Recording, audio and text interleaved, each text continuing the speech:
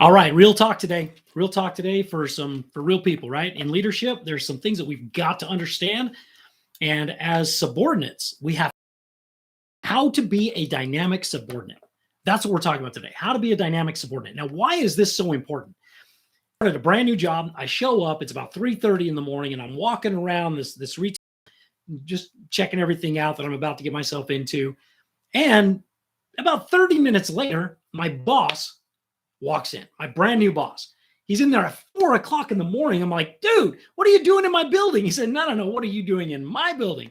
And we had a good laugh. And he said, come with me. So they're sitting in his office, and I see he's got a bookshelf, and I see a bunch of books on the shelf. So I go over and I look at it, and I'm just picking them up because I've read half the books that are on his bookshelf. He's like, oh, so have you read any of those? I'm like, well, yeah, I've read these right here. He says, oh, so you're a reader.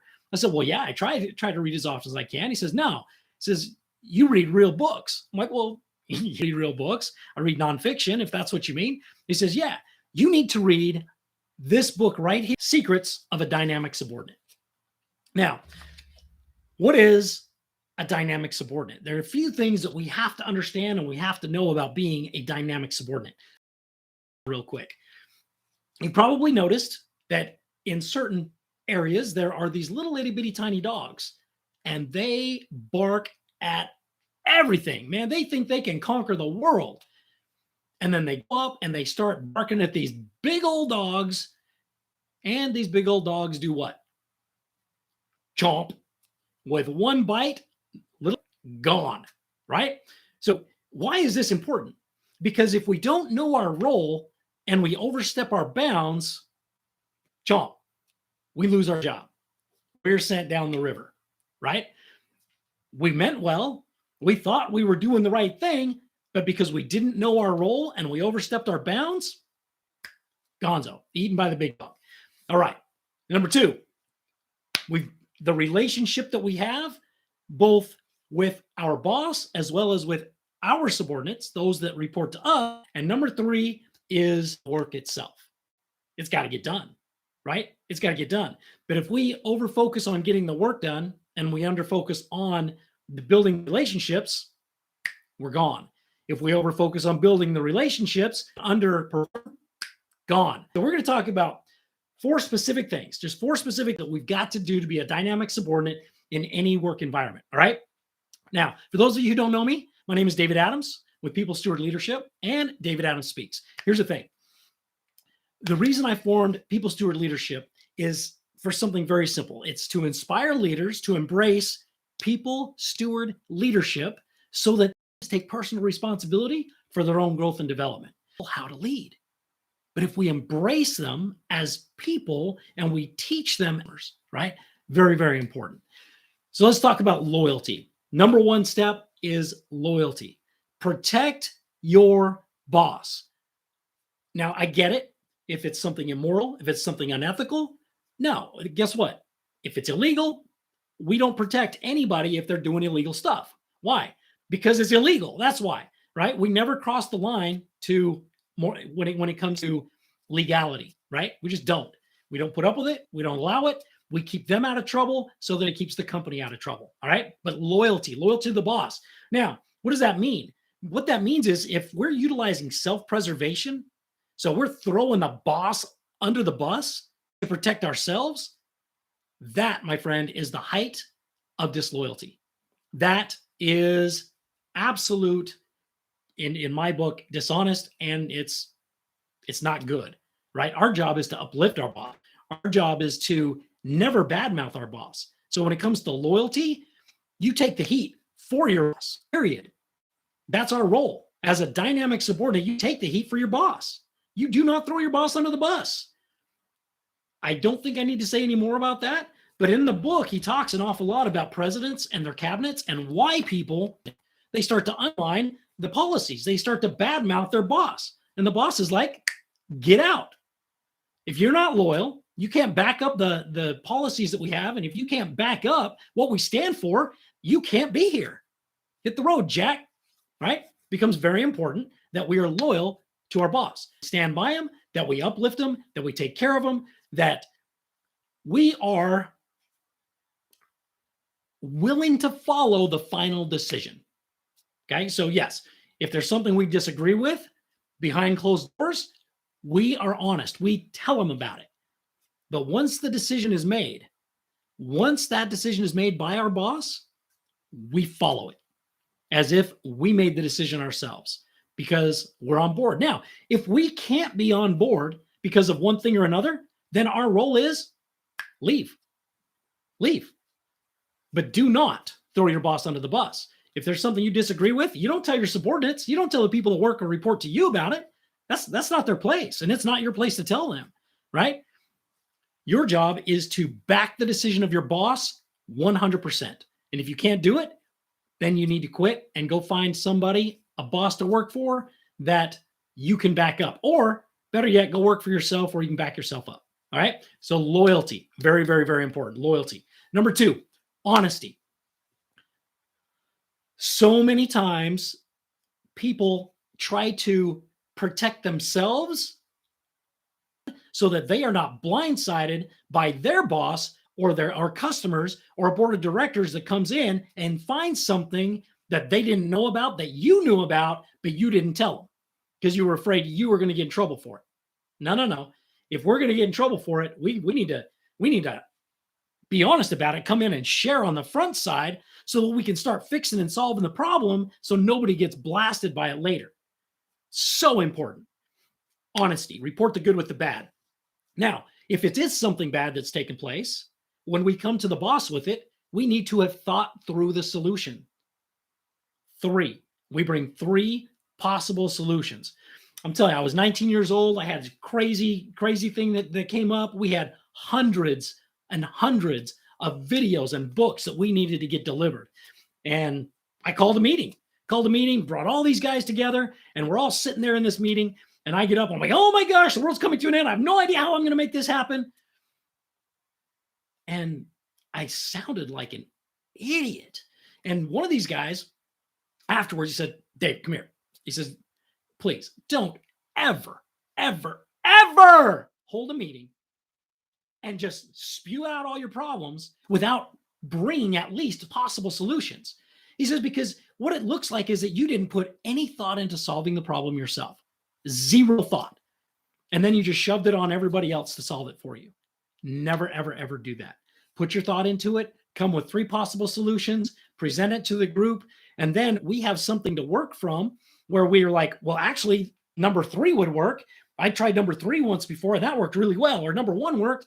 Or you know what? None of those worked. However, it's a great idea we can start with, and I had done this over here. We can do this, right? But it just makes you look like an idiot if you show up with the problem without bringing a solution with it. So bring a solution with it. It becomes very, very important when we're solving problems. All right. So again, number 1 was loyalty. Number 2 was honesty. And again, honesty comes down to the letter of the law and the spirit of the law. We do not withhold information from our boss. Okay. We don't withhold information from our boss. This also comes down to what's the boss's philosophy. If we know the boss's philosophy and we understand what the boss stands for, the feedback that we give him or her is relevant. All right. We want to make sure it's relevant to the boss and the boss's actions. What does this mean? If the boss is doing things that maybe aren't quite ethical the way you think they should be, call him out. If he's talking to people in a way that he shouldn't be talking to people, you call him out. When do you call him out? Behind closed doors. You ask for a one-to-one meeting and you sit down and you have a conversation about he's done this or she's done this and this is how it made you feel. Why? Because you're protecting your boss. You are protecting your boss from potential problems in the future, right? So sometimes, I will tell you, sometimes I get pretty heated in some of these meetings. I'm very passionate about what I do. And I had one of my subordinates that we had a safe word, right? So if she felt that I was going a little too far with something, or if I was getting a little too passionate, she would find a way. She'd work in the word that we had worked out, and I was like, okay, got it. I've got to take a step back, right? Again, why? To protect me, right? To protect me from whatever happens to be. So make sure we follow something similar when it comes to being honest with our boss. Yes, we've got to call them out sometimes, but it's for their own protection. Okay? Again, behind closed doors. Now, number 3, performance. Performance. We have to give our best quality, our best effort. We've got to be there. We've got to sometimes be there early. Sometimes we got to stay late. Sometimes we got to work through our lunches. Sometimes you don't get any breaks. You understand where I'm going with this? If you are putting forth your absolute best effort and you're getting the job done, brilliant. That's the idea. We've got to get the job done, right? Now, we've got to know our boss well in order to serve our boss well. Here, what do I mean by that? What you think is important and the work that you're doing every day may or may not be as important to your boss as it is to you. So in order to know what our boss thinks is important, is we take a little sheet of paper and we write down what you do every single day. So write it down for a week. What is your routine? The second you get there, what's the routine you go through? And you start writing it out. Number 1, number 2, number 3, and you write it out for a week. You take it to your boss and you say, hey, this is what I do every single day for a week. What is most important on here to you? And what would you like me to stop doing? And your boss will go through and your boss will tell you, I want you to do these in this order, and I want you to eliminate this. That's not your job. Delegate that to somebody else. Now you know what's important to your boss. Now you know how best to serve your boss. If we never ask the questions, we don't know. We don't know what they like. We don't know what they dislike. We don't know how to ease their pain if we don't ask them and find out how to ease their pain. Because that's one of our jobs, right? As a subordinate, dynamic subordinate, is to ease the boss's pain, not to add more to it, not to throw a bunch of problems on them. No, our job is to help them solve the problems, ease the pain, take the stress off so that they can lead from the 36,000 foot level instead of down here in the trenches doing your job for you or doing my job for me. We just can't afford that, right? Which leads us to the last one, which is personality. Sometimes we need to have a pleasing personality. The pleasing personality is so important. And what do I mean by a pleasing personality? We need to be agreeable. If you are argumentative, or I'm argumentative with my boss every single time my boss tells me to do something or gives me direction, I'm just asking. I'm asking to be chomped. I'm asking for the big dog to just close her grip around my neck and sling me out the door. I'm telling you. So when it comes down to being agreeable, it's having a pleasing personality, being that individual that is likable, that has a genuine interest in other people, that genuinely likes people, that listens, actively listens to what people are saying, restates what they're saying. Again, someone who is forgiving and loving and caring, embraces people's stewardship, embraces treating people like family, right? So important. And we want to avoid arrogance, jealousy, conceit, all of the bad mouthing, all of the back talking, any of that stuff. You got to cut that off. Got to cut it off, or you will be cut off.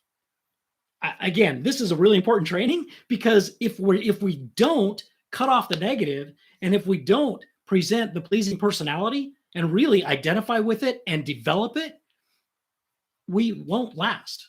We just won't. Because again, with anything in business, and as a dynamic subordinate, we have a twofold purpose. 1, we've got to do the job. 2, we have to build the relationship with the boss. Both of them. Loyalty, honesty, performance, personality. We have to be a dynamic subordinate by building the relationship with the boss and getting the job done. If we don't get the job done, out. Big dog, right? If we get the job done, but quite frankly, the boss hates you because you're a jerk, out. I don't know about you, but I'm not interested in working with a bunch of jerks. If you're an egotistical jerk, you got to go. I don't want you on my team. I'll do everything I can to get rid of you. Why? I don't care if you get the job done or not. You're not presenting the personality that your customers want and that the business demands. Because to lead people, you have to genuinely like people. If you don't genuinely like people, get out of leadership. Because leadership is not in you, right? Leadership has got to be in you. And then we continue to stay in the leadership. Otherwise, we got to go. All right. Like it, hit 1,000 subscribers as quickly as possible. Hopefully by the end of the year. That's what we're going for. All right. I appreciate you guys, and we'll see you again tomorrow.